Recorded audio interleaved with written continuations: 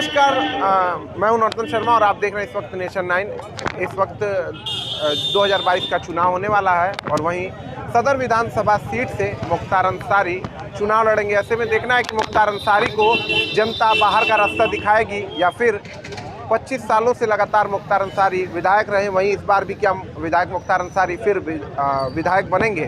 तो हमारे साथ कई सारे लोग हैं, हम उनसे जानेंगे कि क्या इस बार किन मुद्दों को लेकर सदर की सीट है उस पर जनता अपना मत देगी। तो हमारे साथ कई युवा भी हैं और साथ ही कांग्रेस के सदर के उम्मीदवार भी हैं, कांग्रेस पार्टी के। तो हम उनसे पहले जानना चाहेंगे कि किन मुद्दों के साथ वो जनता के बीच आएंगे और 2022 में अपना मत रखेंगे जनता के बीच। जी, मैं संजय यादव, उपाध्यक्ष जिला कांग्रेस कमेटी मऊ, 356 विधानसभा सदर। देखिए, हम सबका मुद्दा है कि किसानों की जो आय की बात हुई, किसानों के साथ कांग्रेस खड़ी है, पहली चीज़। और बिजली हाफ, शिक्षा मुफ्त रहेगी। इन सब चीज़ों को लेके हम चुनाव लड़ेंगे मऊ सदर से। तो इस बीच आम आदमी पार्टी भी बिजली बिल में माफ़ी की बात कर रही है, वहीं 300 यूनिट बिजली फ्री देगी जनता को। ऐसे में और क्या मुद्दे रहेंगे आपके पास? हमारे पास विकास के मुद्दे हैं, क्योंकि ऑलरेडी देखिए कांग्रेस पार्टी विकास की है। हमारे देश को, जहाँ तक जनपद को भी कांग्रेस पार्टी ने ही बनाया। और हमारे स्वर्गीय मंत्री थे यहाँ के कल्पनाथ राय जी, उन्होंने मऊ जनपद को बनाया। आज कोर्ट कचहरी जो भी यहाँ की विकास हुआ है वो कांग्रेस के ही द्वारा हुआ है और किसी पार्टियां ने आज तक यहाँ के सांसद विधायक जो हम लोग किए हैं उसका चूना कली कराने की स्थिति में नहीं है। जैसा कि आप लोग सदर सीट की करेंगे, वहाँ मुख्तार अंसारी आपके प्रतिद्वंदी के रूप में है, कैसे उनसे आप लड़ेंगे चुनाव? क्या मुख्तार अंसारी, ठीक है, मुख्तार अंसारी अपनी जगह है, वो चुनाव हमारे यहाँ के विधायक रहे हैं। चुनाव लड़ेंगे तो लड़ेंगे, वो तो जनता तय करेगी कि किसको विधायक बनाना है, किसको नहीं। तो 25 सालों से विधायक को जेल में भी चुन लिया है, तो ऐसे में क्या मुद्दा रहेगा आपका नया? हमारा मुद्दा बता तो दिए हैं, जो मुद्दा हमारा था चुनाव लड़ने का, क्योंकि हम विकास को लेके आज तक जो भी विधायक यहाँ से हुआ विकास नहीं हुआ। मुख्तार के कार्यकाल से कितना सहमत है? मुख्तार जी के कार्यकाल से क्या सहमत रहेंगे? वो तो ऑलरेडी जेल में ही है। जब जेल में रहेंगे तो क्या विकास हो, क्या देखेंगे, क्या विकास करेंगे, ये बताइए। हम ये चाहेंगे कि हमारी जनता लोकल विधायक चुने, ताकि वो विधायक उनके बीच में रहे, आए जाए। लोकल समस्याएं जब वो आएगा जाएगा देखेगा तब वो लोकल समस्याओं से अवगत होगा, उसका निवारण करेगा।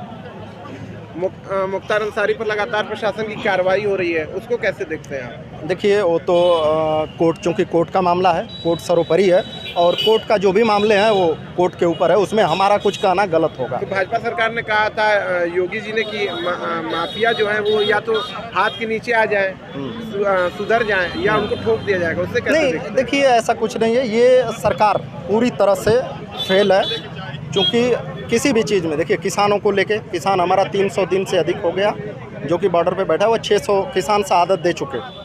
आज वो किसानों पे नहीं बोल रही है, बेरोजगारी पे नहीं बोल रही है, महंगाई पे नहीं बोल रही है।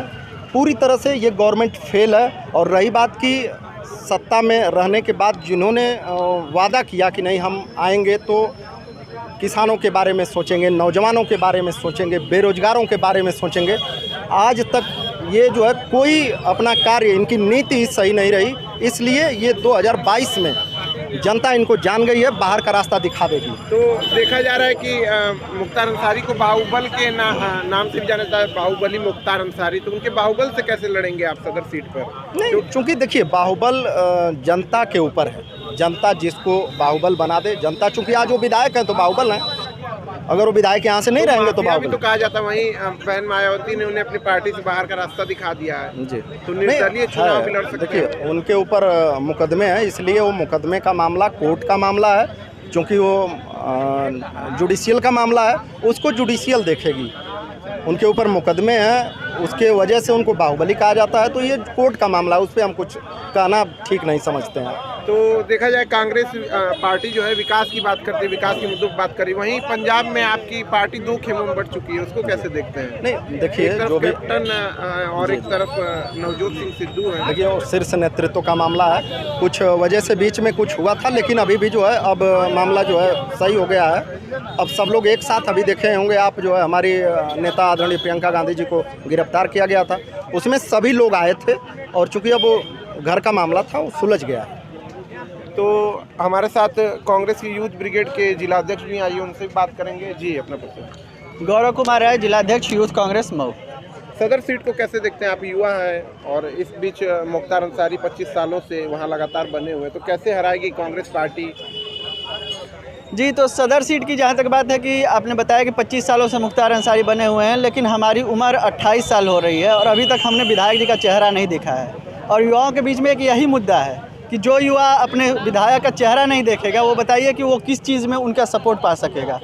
कांग्रेस का मेन मुद्दा जो है वो विकास है।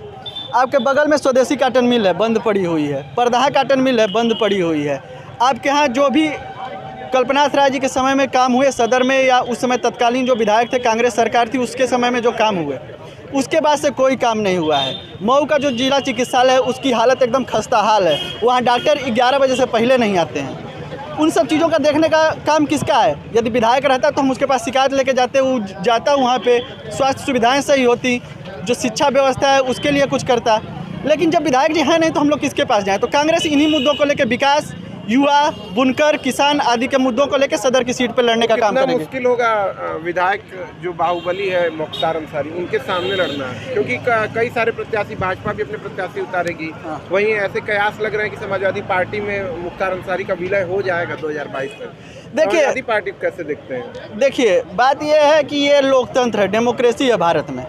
तो क्या कहा जाता है कि यहाँ पे जो निर्णय करती है जनता, बाहुबली होना और बाकी सब चीज़ होना एक छवि की बात है, लेकिन जनता अंतिम निर्णय लेने वाली है। और हम जनता के बीच अपने मुद्दों को लेके जाएंगे और जनता का जो भी आशीर्वाद होगा उसको लेने का प्रयास करेंगे। जो आपने समाजवादी पार्टी की बात कही, तो समाजवादी पार्टी सिर्फ नाम की समाजवादी है, बाकी सारा समाजवाद उनके घर परिवार में है।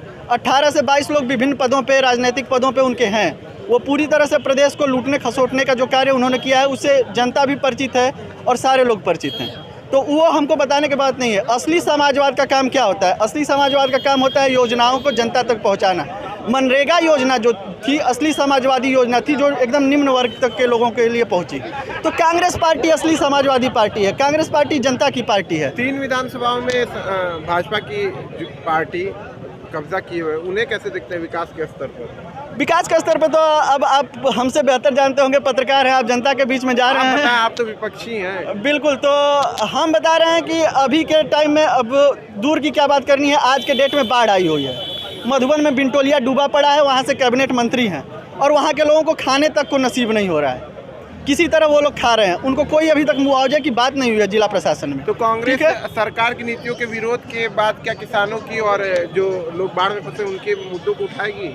बिल्कुल, हम लोग हर एक मुद्दों को उठा रहे हैं और हर एक मुद्दों को उठाने जा रहे हैं। पर प्रदेश सरकार जो है वो इतने नरसिंहता पे उतर आई है, इतने तानाशाही पे उतर आई है कि जो स्थानीय मुद्दे हैं वो बड़े मुद्दों के सामने दम तोड़ दे रहे हैं। जो अभी लखीमपुरी खीरी की घटना हुई, उसके आगे बिनटोलिया की घटना कुछ नहीं हो रही है, जब आप किसी को चलती गाड़ी के नीचे कुचल दे रहे हैं, जो किसान शांतिपूर्ण प्रदर्शन कर रहे हैं। तो अब ये है कि ये जो तानाशाही सरकार है उसमें किन मुद्दों को उठाया जाए, इसका भी एक मतलब कि पोसमपोस में पड़ा है आदमी। क्योंकि ये रोज़ आज जो खबर आई है, जो टेनी जी के लड़के आशीष मिश्रा हैं वो नेपाल भाग गए हैं। अब बताइए, वो नेपाल भाग गए हैं और हमारे मुख्यमंत्री जी कहते हैं कि बाहुबलियों के खिलाफ हम एक्शन ले रहे हैं।